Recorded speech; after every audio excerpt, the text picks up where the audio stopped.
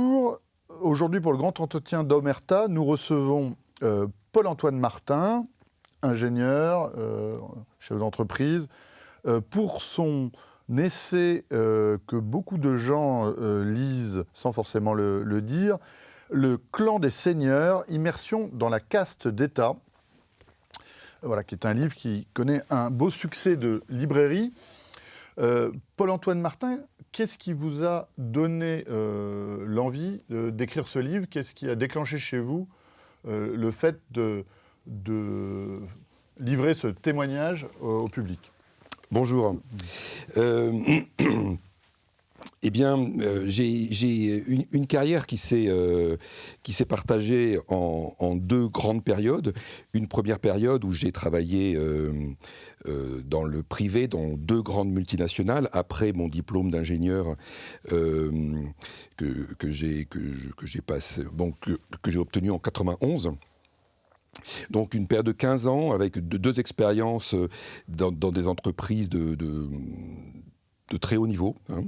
Et puis, à l'issue de ces 15 ans, par un hasard de la vie, je suis rentré dans un établissement public, qui est un des 7 grands ports maritimes français. Un établissement public, c'est une société qui a un statut de société anonyme qui est capitalisée à 100% par l'État. Donc c'est pas de l'administration, c'est une société, on va dire, entièrement pilotée par l'État, dans laquelle vous trouvez des salariés qui sont de droit privé, qui ont des contrats de droit privé, et vous trouvez quelques personnes qui ont qui sont fonctionnaires, pardon, et à la tête, vous trouvez souvent un haut fonctionnaire. Et justement, donc dans l'établissement public dans lequel j'ai travaillé, trônaient en fait les uns à la suite des autres des hauts fonctionnaires du corps des ponts, un des 5 grands corps d'État aujourd'hui existants, et c'est en voyant comment ces ingénieurs du corps des ponts, puisque moi j'étais membre du directoire de cet établissement public, donc j'étais en fait le numéro 2 de l'établissement, j'ai pu côtoyer quotidiennement donc un grand nombre de ces hauts fonctionnaires, à la fois corps des ponts et à la fois issus de l'ENA. Donc c'est avec cette expérience-là que j'ai mesuré le gap immense qui existait entre mon expérience passée dans une entreprise comme Shell, où le pragmatisme, le grand sérieux en fait existait, et ça m'a beaucoup appris. Et puis j'ai vécu donc en côtoyant donc l'ensemble de ces hauts fonctionnaires un univers très différent, et je dirais pas opposé, mais on va dire au moins très différent. Et donc c'est en côtoyant donc ces personnes et en voyant donc les résultats que les comportements pouvaient avoir, que je me suis dit il y a vraiment quelque chose à dire aux Français, et il faut que les Français sachent en fait quel est le comportement de ces personnes-là, et plus grave, comment ce comportement affecte la vie de l'État et les résultats finalement de l'État. Voilà, donc j'ai noté pendant plusieurs années des faits, des anecdotes qui sont tout à fait typiques du comportement de ces personnes, de l'état d'esprit, de leur façon de penser. Et donc mon livre, c'est aujourd'hui non pas une enquête journalistique, comme il y a pu en avoir beaucoup sur les hauts fonctionnaires, mais c'est quelque chose de complètement différent, c'est-à-dire essayer de décrire l'état d'esprit, parce que c'est un état d'esprit tout à fait particulier. La mentalité, parce que cette mentalité, cet état d'esprit, finalement, est en amont des actes, est en amont, en fait, des décisions qui sont prises, et donc, finalement, colore tous les actes et toutes les décisions. Et on comprend beaucoup mieux, à partir de là, pourquoi nos administrations s'effondrent, pourquoi on a tous l'impression, ou en tout cas on voit une certaine réalité d'une France qui n'est plus du tout la France des années 60, 70, 80, qui rayonnait de par le monde. Alors, pour ceux qui ne le sauraient pas, donc, les grands corps de l'État sont en général issus sont composés d'anciens élèves, soit à l'École nationale d'administration, par exemple l'inspection des finances ou la Cour des comptes, ou de l'école polytechnique, les ponts, c'est-à-dire les ponts des chaussées, et le corps des mines. Le corps des mines, oui, là, voilà. Encore moins bien situé par les. Il y a 5 grands corps d'État. Donc c'est l'ultra noblesse. Alors tous les hauts fonctionnaires n'appartiennent pas à un grand corps, mais au sommet de tout le groupe des hauts fonctionnaires trône, et c'est vraiment le mot, c'est trôner, 5 grands corps qui sont finalement 5 castes qui sont qui ont comme membres des personnes qui, comme vous le disiez, donc, sont issues de l'ancienne ENA, mais maintenant ça va être INSP, et qui sont sortis les premiers de l'ENA et qui sont rentrés dans l'inspection des finances, la Cour des comptes ou le Conseil d'État. Ça, c'est pour le côté grand corps administratif. Et donc 3, et puis vous en avez 2 grands corps techniques qui sont beaucoup plus anciens dans leur création, puisqu'ils datent du XVIIIe siècle, qui sont le corps des mines et le corps des ponts. Donc majoritairement, ce sont les meilleurs classés de Polytechnique. Donc, ces corps fonctionnent en circuit fermé, en vase clos, avec une hiérarchie en général fixée par l'âge, où on avance dans une carrière, mais une carrière qui se rétrécit aussi parce que tout le monde ne peut pas accéder au poste suprême des corps, et donc il y a là encore une course à l'avancée, et c'est ce que vous décrivez très bien. Alors on peut d'abord peut-être expliquer donc ce fonctionnement avant de voir pourquoi il cause aujourd'hui des conséquences assez catastrophiques pour la France, alors qu'autrefois il a fonctionné de façon efficace pour notre pays. Alors d'abord peut-être revenir sur les règles de fonctionnement que vous avez pu observer et comment ils ont empreint les mentalités des gens que vous avez côtoyés dans votre carrière. Exactement. Alors ça part du fait que ces 5 grands corps, parce qu'ils se considèrent comme étant l'élite de l'élite, comme ils disent, la super crème, les gens les plus intelligents qui existent en France, puisqu'ils ils en sont convaincus, puisqu'ils ont fait les plus grandes écoles.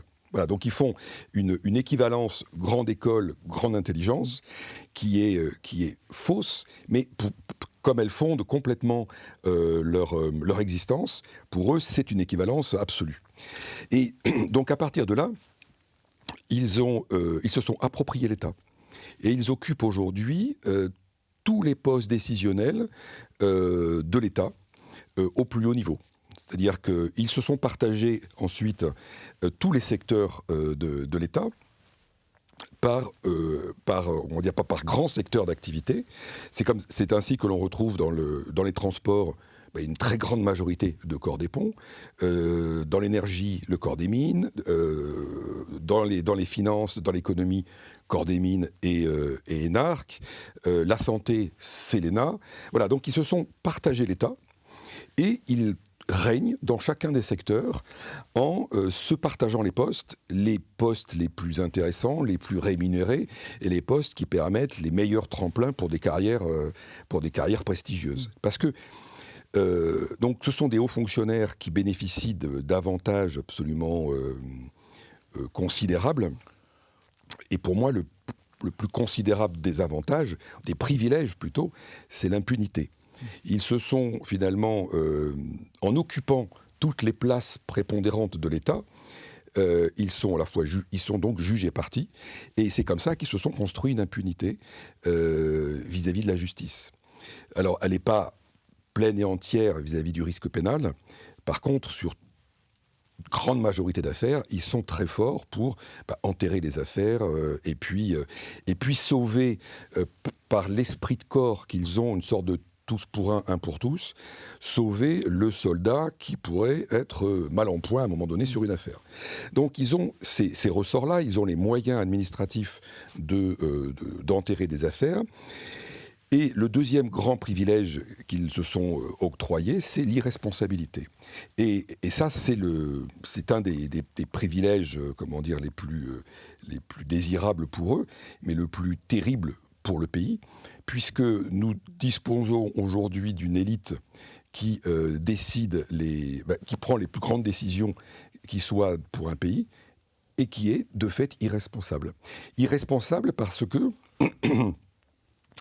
leur appartenance au corps, à leur corps d'origine, un des 5 corps que j'ai cités, leur permet d'être entièrement couverts. Le corps, ça sert à ça. Ça sert à couvrir ses membres, une sorte de syndicat qui à la fois couvre ses membres, leur permet d'accéder à des postes de plus en plus prestigieux pour que le corps devienne en masse de plus en plus prestigieux. Et donc c'est un jeu d'allégeance qui se fait prioritairement à leur corps d'appartenance plutôt qu'à l'État. Donc on n'est plus sur le mythique grand serviteur de l'État, on est avant tout en présence de grands serviteurs de leur corps d'appartenance, et les objectifs peuvent totalement diverger avec les objectifs de l'État, et c'est là qu'on se retrouve dans un système que je nomme corrompu, parce que le système est mafieux, de fait par son mode de fonctionnement. Je décris un système qui permet à des gens de ne plus viser l'intérêt collectif, mais plutôt l'intérêt particulier ou l'intérêt corporatiste, on va dire. Alors, pendant longtemps, on a distingué effectivement les corps qui relevaient plutôt du droit et que les 3 corps dont on sort dans les premiers rangs de l'ENA, où il y avait souvent une reproduction sociale de la haute bourgeoisie. Les études sur l'inspection des finances, surtout avant la création de l'ENA. L'ENA avait été notamment créée pour démocratiser cela. Mais on avait tendance à épargner un peu les corps techniques en disant que c'était le niveau des ingénieurs ainsi formés qui faisait leur appartenance à la méritocratie étatique. Comment, plus spécifiquement, puisque c'est un des points de départ de votre livre, les corps techniques ont vrillé pour... Alors, effectivement, il y a pendant des décennies, la France a profité de la grande expertise de ces ingénieurs de très haute qualité. Et c'est comme ça qu'on a connu... que la France a été la meilleure au monde sur le TGV, sur le nucléaire, sur plein de secteurs absolument considérables, et qui lui ont permis de rayonner très largement sur le monde. Aujourd'hui, le simple fait de se poser la question, mais quels sont les grands projets aujourd'hui, on est bien en difficulté d'en citer quelques-uns de même ampleur. C'est un peu l'échec du Minitel face à Internet. Il y a de ça. Ça, c'est un cas tout à fait, effectivement, emblématique. Avec ce côté arrogant du français. C'est-à-dire que quand vous alliez le corporatisme d'un grand corps avec l'arrogance un peu naturelle du français, vous obtenez, un cocktail explosif de personnes qui vivent dans un entre-soi et qui sont convaincus de leur très grande intelligence et de fait n'écoutent plus rien et tournent en rond dans une même idéologie ou dans un même ordre de pensée. Et ça, c'est la garantie du désastre, en tout cas de l'échec. Moi, je donne quelques exemples ou quelques anecdotes dans le livre. À un moment donné, donc le anti-héros, finalement, le haut fonctionnaire que je décris, et qui s'appelle Ursi, à un moment donné, le Coulange, l'autre héros du livre, est avec lui à une conférence, et il entend donc le présentateur qui fait cette conférence et qui est extrêmement médiocre. Il se tourne vers donc son chef, Ursi, et il lui en fait la remarque. Et l'autre de lui répondre, mais du tac au tac, il est bon puisqu'il est du corps des ponts. Voilà, on a cette idéologie de la compétence, de droit divin, parce que j'ai le diplôme. Donc de toute façon, tout ce qui sortira de sa bouche, ça sera bon, et l'esprit critique tombe immédiatement. C'est comme ça qu'on on découvre en fait une complaisance entre eux qui est... bon, on pourrait en rire si ça n'avait pas d'impact majeur, mais je vais citer un autre exemple qui, lui, montre que cette complaisance, elle est tout à fait mortifère pour l'État. En 2017, les directeurs de port, les directeurs généraux de port qui sont tous corps des ponts, et qui sont en plus ou moins amis parce qu'ils font partie des mêmes promotions. Donc c'est un monde un peu magique, vous voyez, ou merveilleux, où finalement, entre collègues, vous êtes aussi amis, vous bénéficiez des mêmes privilèges, vous savez que vous avez l'impunité, l'irresponsabilité. Enfin bon, c'est quand même un monde on vous l'apprend très jeune. C'est quand même un monde très très particulier, quoi. Et donc en 2017, ils ont décidé de faire un livre sur les grands ports français à la gloire des grands ports français. Bon, en fait, on se rend compte que c'est un livre à la gloire d'eux-mêmes, parce que ces gens-là ont un ego tout à fait particulier, extrêmement développé. Or, les ports français, moi, j'ai montré que depuis 1985, les ports français ont stagné. Pas une tonne d'activité supplémentaire depuis 40 ans. Eh bien, ils ont... Alors que d'autres ports, comme celui de Tanger, par exemple, se développent à une vitesse grand V. Alors que tout autour du pays, les ports explosent d'activité. Le port de Rotterdam est un port qui est, sur le plan international, un port totalement emblématique, qui fait... une fois et demie le port de Rotterdam, le volume de tous les ports français. Voilà. Le port d'Anvers, il fait plus que tous les ports français, etc. Voilà, donc on est dans une situation qui est absolument dramatique. Et donc on voit ces personnes-là, françaises, qui font un livre à leur gloire, et pour cela vont... directement, ils ne se posent pas de questions, aller voir le studio Harcourt, qui est le studio des stars de cinéma, des légendes, etc., pour se faire prendre en photo, faire une sorte de Hall of Fame dans ce livre, et demander à la ministre des Transports de l'époque, en 2017, Madame Borne, qui elle aussi est corps des ponts, de demander à Madame Borne de faire une préface. Et Madame Borne d'écrire quelque chose qui est incompréhensible, sauf si... on connaît en fait la mentalité de ces personnes-là. Elle écrit en fin de préface « On ne peut être que extrêmement confiant sur l'avenir des ports français en regardant toutes les actions et tous les résultats déjà passés. » Soit la ministre, elle ne connaît rien du tout à l'activité des ports, c'est gênant si elle est ministre des Transports, soit son cabinet l'a enfumée complètement, soit... et ça je pense que c'est la troisième solution qui est la bonne, elle a une complaisance particulière qui dépasse complètement la considération de l'échec de tous ces hommes, et elle décrit que finalement ils ont très très bien travaillé. Or, on est dans un échec total. Et donc ce que j'ai vu régulièrement, c'est la complaisance qu'ils ont entre eux. Une personne qui sort d'un grand corps ne peut pas échouer, elle est de toute façon supérieure aux autres. Il y a une forme de nouvelle aristocratie, grande aristocratie, et il y a aussi une forme d'autisme finalement. En fait, c'est une absence d'ouverture. D'autisme social. C'est une absence d'ouverture aux autres et à la nouveauté. Il faut s'imaginer...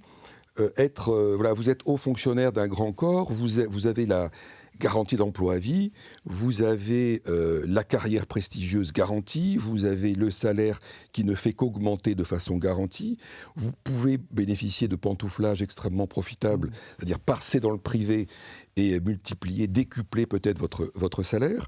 Vous bénéficiez de l'irresponsabilité alors que vous êtes tout en haut de l'échelle, de l'impunité, d'un réseau extraordinaire. Bilan, ça crée un état de confort qui est absolument incroyable dans le monde dans lequel on vit. C'est-à-dire qu'on vit dans un monde qui est extrêmement changeant.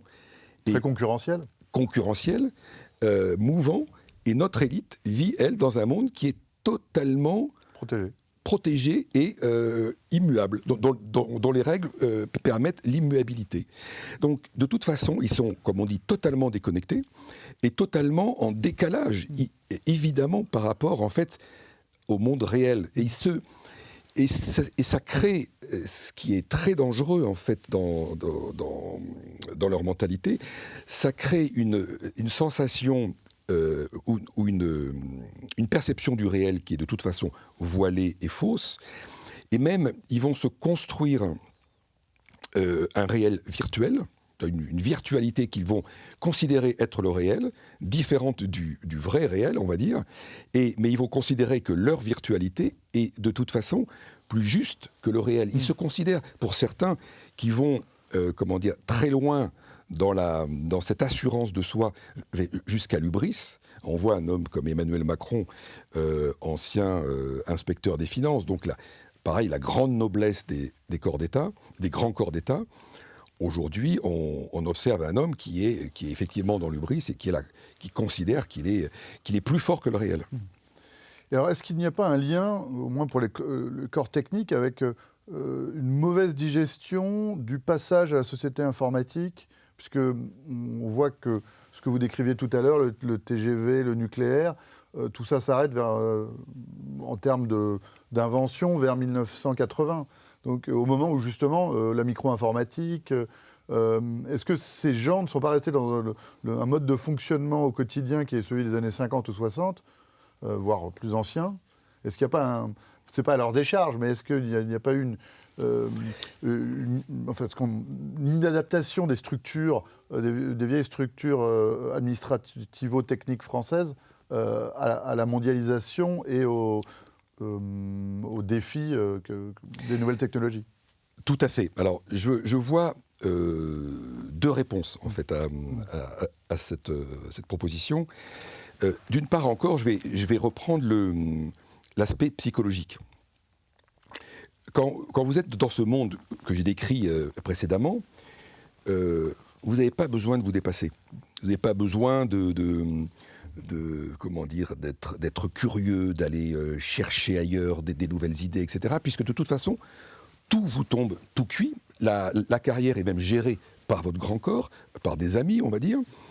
Et puis vous bénéficiez de toute façon d'une carrière prestigieuse. Donc vous n'avez pas besoin, sauf pour ceux qui veulent faire une carrière sur-prestigieuse, mais sinon pour une grande partie, vous n'avez pas besoin d'aller vous renseigner, d'aller lire, d'être curieux, d'avoir un esprit inventif.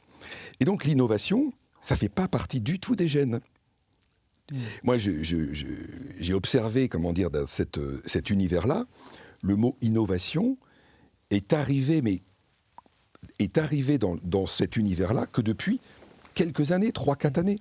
Ce qui est complètement incroyable, puisque aujourd'hui, la seule possibilité, de se développer, c'est par l'innovation, par la créativité, etc. Il faut voir que ce sont des individus qui n'ont pas besoin, comme je le disais, d'aller chercher ça, parce que finalement, les postes leur appartiennent. Donc, quand on regarde, par exemple, les grands ports, mais vous allez trouver pareil dans la santé, vous allez trouver pareil dans l'énergie, etc., peu importe qu'ils soient compétents ou pas à ce poste-là, le secteur leur appartient. Il ne peut être donné, le poste, quand il est ouvert, ne peut être donné qu'à quelqu'un du corps. Le secteur leur appartient. Donc, ça leur revient. Peu importe qu'ils soient compétents ou pas, puisque ce n'est pas la compétence qu'on note. C'est le réseau, c'est la capacité, c'est la loyauté au corps, etc. Donc c'est ça qui permet de les aspirer. Et donc la compétence, elle n'est finalement pas utile. Et moi j'ai noté, par exemple, dans les grands ports, lieu de l'international, frontière du commerce international, des directeurs qui ne parlent pas anglais. Et ils ne se posent même pas la question de l'utilité de parler anglais. C'est pas un sujet. Parce que finalement, rencontrer un client, c'est pas un sujet. Oui. Voilà. On n'a pas dans tous ces univers-là des gens, et vous avez dit le mot tout à l'heure, on a des administrateurs et non pas des gestionnaires. Quand vous avez par exemple des ports étrangers, comme des grands ports comme Rotterdam, Anvers, etc., vous n'avez pas ces mentalités-là. Ces pays-là font bien attention de placer dans ces postes-là des gens qui sont compétents pour ça, des vrais marchands internationaux. En fait, ils n'ont pas d'obligation de réussite. Ils n'ont pas d'obligation de résultat, de réussite. Oui. Ils ont une obligation de moyens, on va dire. Ils rendent très peu compte. Et finalement, ça crée ils rendent très peu compte parce qu'il y a bien des organismes de contrôle, mais on va dire, c'est perverti par le fait que vous avez l'audité et l'auditeur appartiennent souvent au même grand corps. Donc la loyauté, la solidarité qui existe entre eux va permettre d'effacer les aspérités de l'audit. Et de toute façon, vous ne verrez jamais transpirer dans le domaine public les erreurs des ingénieurs ou des grands administrateurs de ces corps-là. Ça va se traiter en famille, on va passer l'éponge dessus, mais vous ne le verrez pas exposé à l'extérieur. Ce qui fait que ces gens-là veulent donner l'impression qu'ils ne peuvent pas se tromper. C'est ça qui est absolument étonnant. Ils ne peuvent pas se tromper et ils vont déformer le réel jusqu'à ce qu'ils prennent la forme de leur on va dire, fantasme ou de leur projection. En fait, la vraie réalité qui survit, c'est celle entre les différents corps, les différents grands corps et les différentes écoles d'origine. On a l'impression que finalement, chacun protège son précaré par rapport aux avancées des autres grands corps. Voilà, on est dans un monde qui est extrêmement mouvant, extrêmement changeant, et vous avez un lieu comme ça, de l'immuabilité, qui veut absolument le statu quo. Puisque le statu quo, comme ils sont arrivés à un niveau de privilège qui est considérable, et que finalement, c'est eux qui disposent du pouvoir en France, beaucoup plus que les politiques, ce qui crée un vrai problème démocratique, eh bien, leur objectif aujourd'hui, c'est le statu quo. Et ça crée aussi des personnages qui finalement vont manquer de courage, puisqu'ils vont absolument chercher le compromis à tout prix, la compromission, la fuite devant les éléments qui pourraient être mauvais pour eux. Je raconte une anecdote qui est absolument incroyable, et ça, tout ce que je raconte, je l'ai vécu, je l'ai vu. Donc Ursi, qui était un homme très peu courageux, et pourtant ces personnes-là pourraient être courageuses puisqu'elles ne craignent rien. Elles ne peuvent que gagner finalement. Mais bon, ça crée des personnalités peu courageuses, suivistes, aimant l'immobilisme, et cet homme-là avait peur du syndicat majoritaire qui est la CGT. Et donc il s'était fait construire... c'est vraiment incroyable. Il s'était fait construire dans son bureau un passage secret pour pouvoir déguerpir à toute vitesse en cas de conflit avec le syndicat. Donc il s'était fait fabriquer pendant les week-ends, à l'écart en fait de toute présence de salariés, etc., un passage secret qu'il était le seul, où ils étaient 2-3 à connaître dans le port. Et un jour, justement, il y a eu par sa faute à lui, il y a eu un conflit avec le syndicat qui ne lui voulait pas forcément du mal, mais il voulait discuter avec lui. Et lui a pris peur et il s'est enfui, mais comme un petit garçon. Il s'est enfui par le passage secret et il s'est mis à courir à travers le port en allant se réfugier dans un autre bâtiment. Et il est resté cloisonné dans un bureau pendant toute une journée. Et en revenant, parce qu'à un moment donné, il faut bien revenir, et on retrouve le mode de fonctionnement ou les paroles qu'on a pu entendre chez Mme Oudéa-Castéra ou chez M. Macron, c'est que finalement, ce comportement de petit enfant qu'il a eu est totalement irresponsable. Il l'a transformé à son avantage, comme Mme Oudéa-Castéra a pu dire lorsqu'elle est partie de l'Éducation nationale après un mois piteux. Je n'ai pas menti, c'est le réel qui me donne tort. Oui. Ou alors Emmanuel Macron qui dit, quand il est interpellé par un journaliste qui lui pointe l'échec d'une de ses mesures, je ne dirais pas que c'est un échec, ça n'a pas marché. Vous voyez, c'est toujours, moi je sais que j'ai raison, mais le réel ne suit pas, c'est pas bon. Alors, vous disiez que ce sont les membres des grands corps qui tiennent aujourd'hui le pouvoir politique en France, non seulement parce qu'ils tiennent la haute administration, mais parce qu'ils s'aventurent volontiers en politique. Bien sûr. Vous avez cité Mme Borne, vous avez cité le président de la République Emmanuel Macron. Et on peut en citer encore beaucoup d'autres qui sont ministres. Et effectivement, on atteint des taux de hauts fonctionnaires dans les gouvernements de 80%. Tous les cabinets sont truffés de hauts fonctionnaires jeunes, très jeunes, 25, 28 ans, parce qu'il faut, si on veut vraiment faire une carrière brillante, très brillante en tant que haut fonctionnaire, le passage important, c'est de faire conseiller de ministre dès la sortie de l'école. Donc, ils ne savent rien en sortant de l'école, mais ils sont conseillers ministériels. Donc ça, c'est assez fabuleux en France. On n'a pas des experts, mais on a des grands administrateurs, tout jeuneaux, qui conseillent pour des décisions majeures. Donc ils sont très majoritaires aujourd'hui dans les gouvernements, ce qui, à mon sens, induit un changement vraiment de mentalité, parce que la mentalité du technocrate, c'est pas la mentalité de l'élu qui s'est confronté à la population, qui a gravi les échelons, qui a su donner confiance. Le technocrate n'a pas besoin de la confiance de la population, et le technocrate a, lui, pour habitude d'appliquer des consignes, des directives, voire même de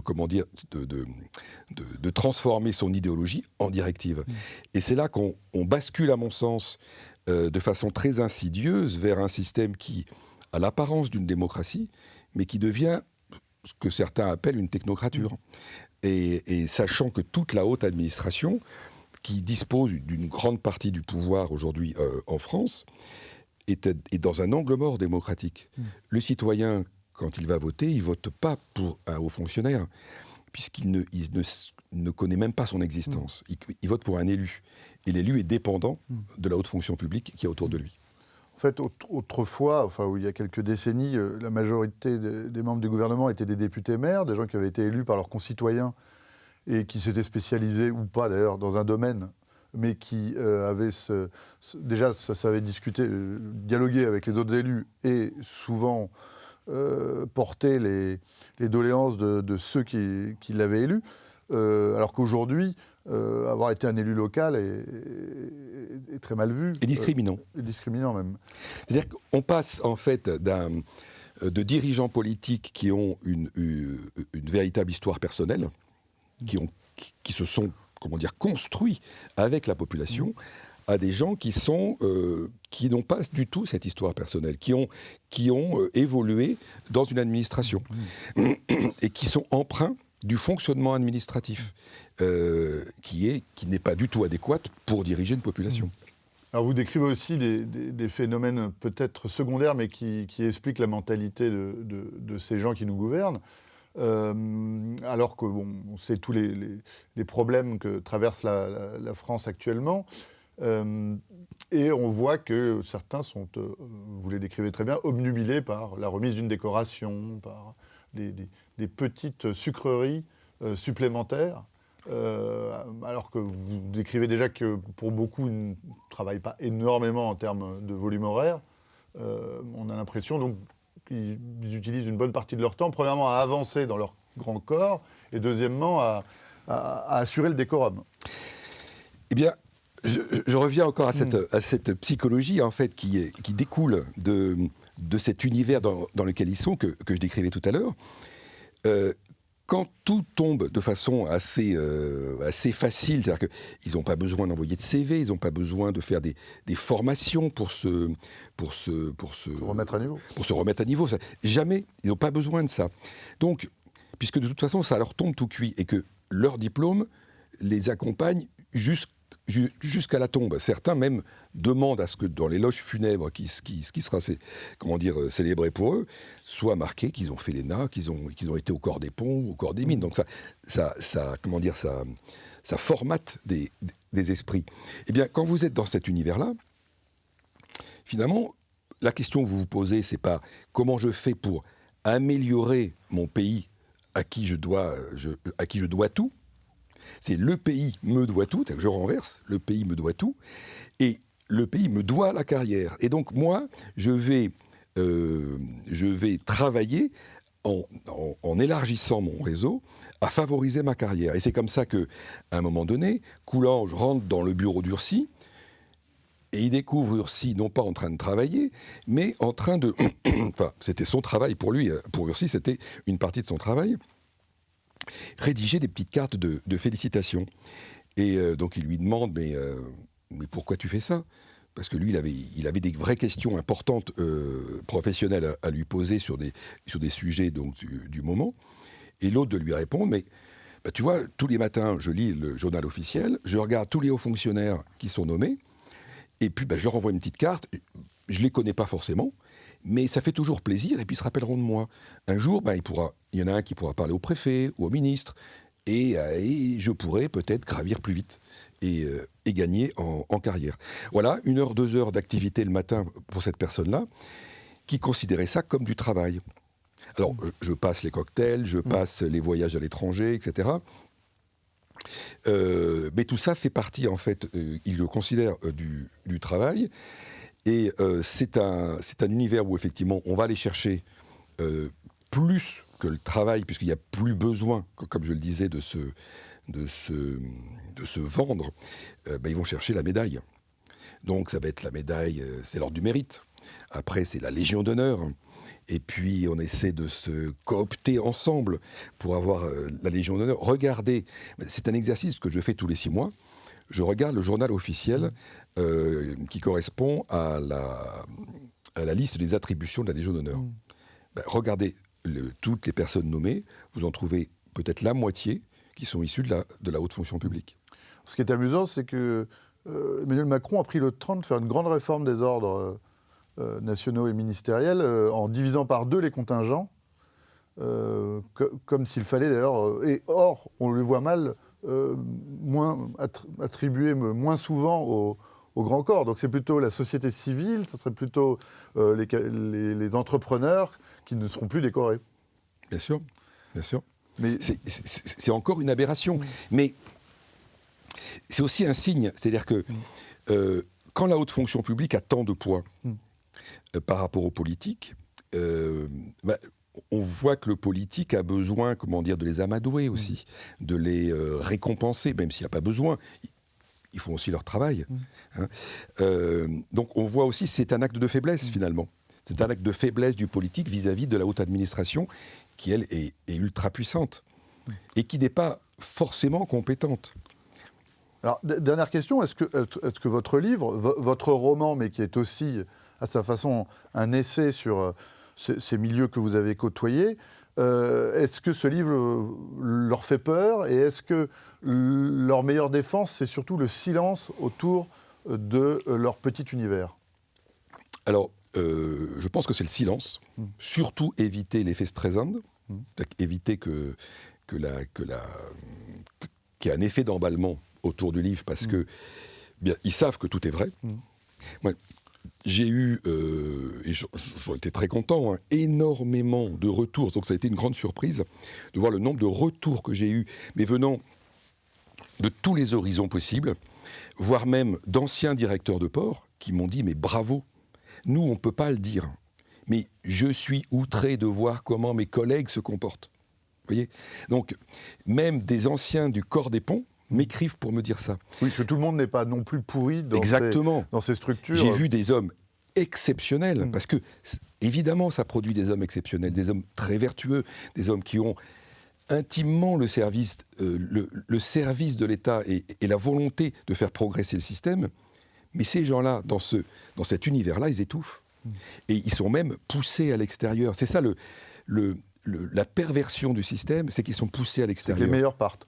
Les meilleurs partent. Et ils partent dans le privé. Et ils sont partis, donc les 3 que je connais, sont partis dans des postes remarquables et ils font des carrières exceptionnelles. Il y en a un, par exemple, c'est l'ancien...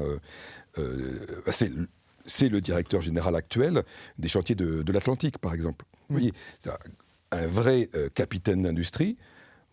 Il a été poussé dehors par ses collègues anciens directeurs des ports. Donc ça montre la perversion du système, et on va trouver évidemment la même chose dans les hôpitaux, dans tous les autres secteurs de l'État, ce qui montre que, effectivement, on perd les meilleurs. On garde ceux qui ont l'esprit profondément corporatiste. Et de fait, la qualité de l'ensemble de l'administration s'effondre.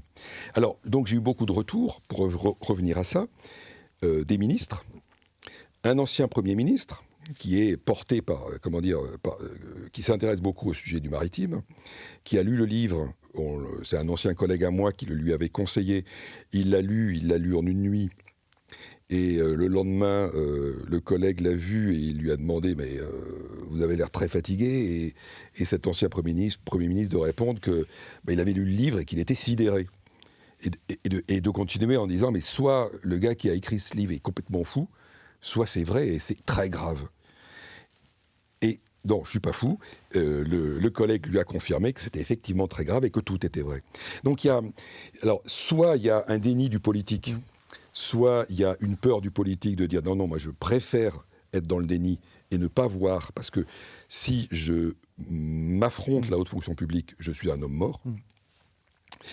Donc je sais qu'il a été lu à Matignon, je sais qu'il a été lu à l'Élysée, puisque Emmanuel Macron, dans un discours en novembre, a eu une phrase qui montre bien qu'il a repris un des éléments que j'avais révélé, c'est-à-dire que depuis 40 ans, pas une tonne de plus d'activité dans les ports français, ce qui est une catastrophe, malgré des milliards et des milliards d'investissements.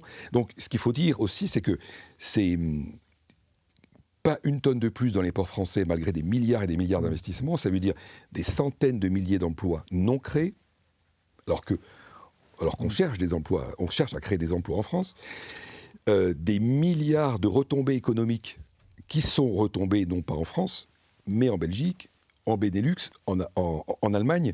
Donc finalement, la France a permis au Benelux et à l'Allemagne de développer ses ports, et, vous le citiez tout à l'heure, au Maroc, de développer Tanger. Le port de Tanger qui explose aussi de l'autre côté de la Méditerranée. Donc c'est vraiment une catastrophe. Alors j'ai reçu aussi des messages de toute la société civile, un académicien, polytechnicien qui m'a félicité sur le livre en me disant « mais j'ai vécu des choses semblables ». Il y a 2 jours, il y a encore un autre polytechnicien qui m'a écrit pour me dire « bravo d'écrire ce livre, j'espère qu'il va avoir un impact ». Voilà. Donc ça veut vraiment dire qu'il y a effectivement beaucoup de gens qui sont dans ce système-là et qui ont honte de ce système-là, parce que là on peut parler de honte, et qui ont la conscience que ce mode de fonctionnement détruit notre pays, mais le détruit en profondeur. Voilà. Écoutez, mais merci beaucoup Paul-Antoine Martin, et nous espérons donc que le Clan des Seigneurs, qui est publié aux éditions Max Milo, va continuer son bout de chemin et faire évoluer les mentalités sur le sujet. Merci encore de votre fidélité à Omerta.